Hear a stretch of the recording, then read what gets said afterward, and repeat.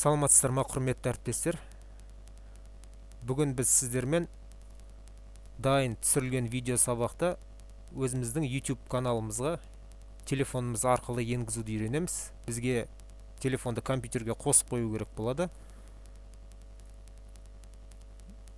Здравствуйте, дорогие коллеги. Сегодня мы будем учиться заливать наш видеофайл в свой YouTube канал через телефон. Соответственно, нам нужен USB кабель, подключенный к компьютеру. Біріншіден, түсірілген видео сабақты көшіріп аламын. Сперва копируем наш отснятый файл, видеофайл, видеоурок. Одан соң компьютерді ашамын. Открываем компьютер. Открываем свой телефон. Телефонымызды ашамыз. Внутренняя память дискісін ашамыз. Открываем диск в телефоне. Ары қарай осы жерге қоя берейік әзірге. Тінтурдің оң жақ батырмасын шертеміз. Вставить.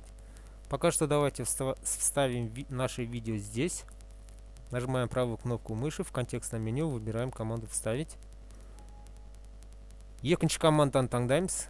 Выбираем вторую команду, то есть соглашаемся. Я деп жауап береміз. Келісеміз.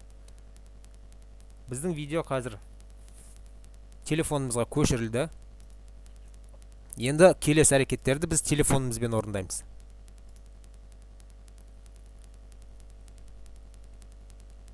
Енді сіздерге көріну үшін мен қазір мынандай программаны пайдаланып жатырмын. Телефон деген. Мен YouTube-ымды ашамын өзімнің. Мен YouTube-ымды ашуым үшін Google папкасын ашуым керек болады. Менде YouTube қосымшасы мына жерде тұр. Запускаем свой YouTube на телефоне. Дальше. Ары қарай. Мына шарт белгіні басамыз.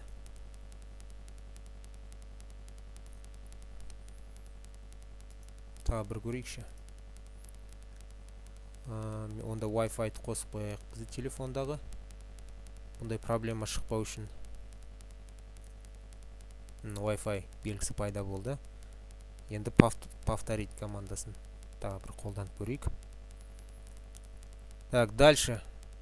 Выбираем вот этот значок на телефоне.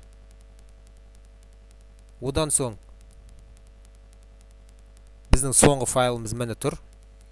Яғни мен өзім түсірген файлымды танимын ғой. Тура сол сияқты сіздер өз түсірген файлдарыңызды танисыздар. Выбирайте ваш файл отснятый. Записывайте название. Атын жазасыздар файлдың. Менде бұл келесі екінші сабақ болса, бірақ жылдағы бұл 28-ші сабақ, оқу жылындағы. Сондықтан 28-ші сабақ деп қоямын. Тақырып гиперсілтемелер.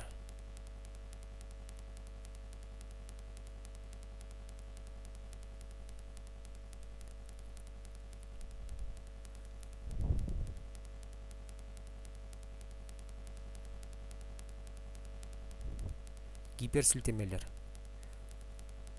Болды, қалғандарын өзгеріссіз қалдырайық. Доступ деген жерде открытый доступ тұра берсін, барлығы көретін. Одан кейін потом нажимаем на кнопку «Загрузить». На «Загрузить» батырмасын басамыз. Келесі бетке бізге загрузка беті ашылды. Қазір дайындалып жатыр. Міне енді загрузка енді басталды.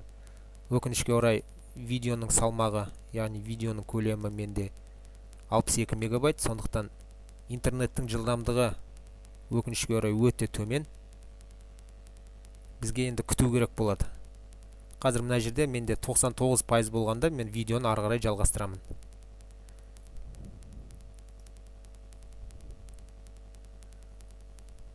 Қырық 42 минут деп орта есеппен көрсетіп тұр.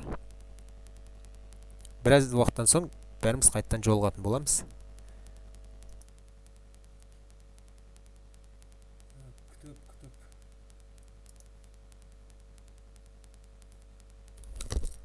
Күтіп, мына жерде 80%-ға келдік. Әлі 13 минут бар. Тағы да кішкене шыдап отырайық енді.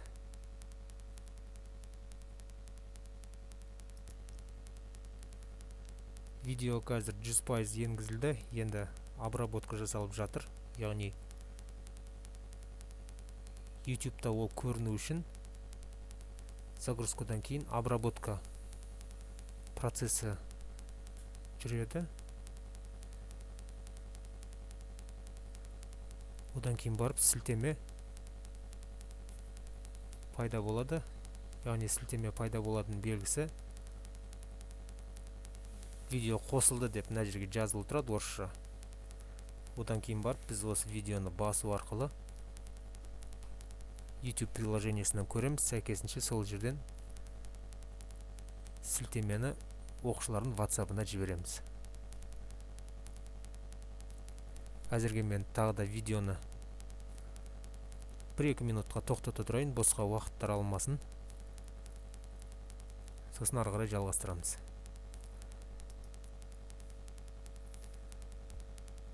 Видео толық жүктеліп, одан кейін обработка жасалып біткеннен кейін готово к просмотру деген мынандай хабарлама шығады. Готово к просмотру деген.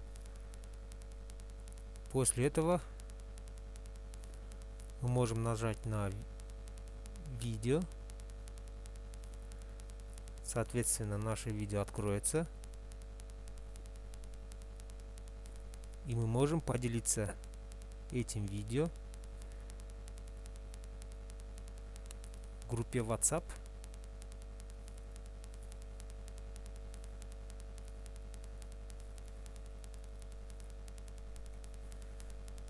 Мысалы үшін сіздерге жібере тұрайын. Яғни өзіміздің мектептің группасына жіберейін.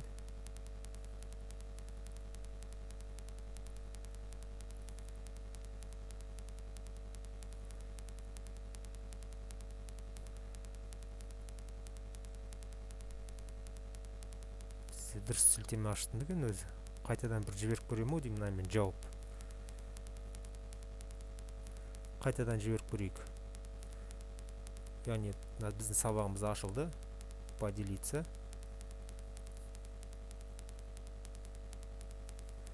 Поделиться. WhatsApp. Мектептің группасын ашамын.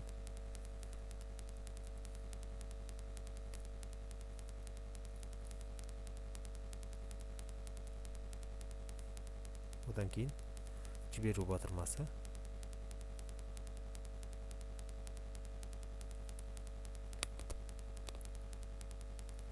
Енді мына жерде файлдың описаниесінде мынандай бір хабарламалар тұр. Енді бұл дұрыс емес. Әлі толық обработка жасалып біткен жоқ деген белгі ғой қазіргі таңдағы. Дегенмен тұра берсін.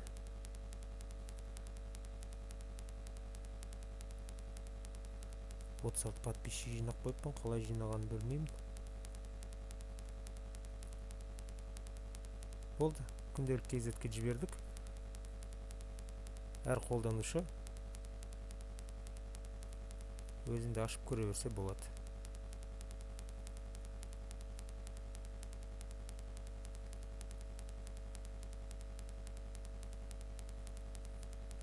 Әзір толық енгізіліп біткен жоқ, енді обработка 100% біткен жоқ. Сондықтан кішкене тағы да күте тұру керек. Назар қойып тыңдағандарыңызға рахмет. Енді алдағы уақытта, Құдай қаласа, Google Classroom-ға мына видео контентті, одан кейін қосымшаларды, тапсырмаларды және басқа да материалдарды қалай енгізуге болатынын қарастыратын боламыз.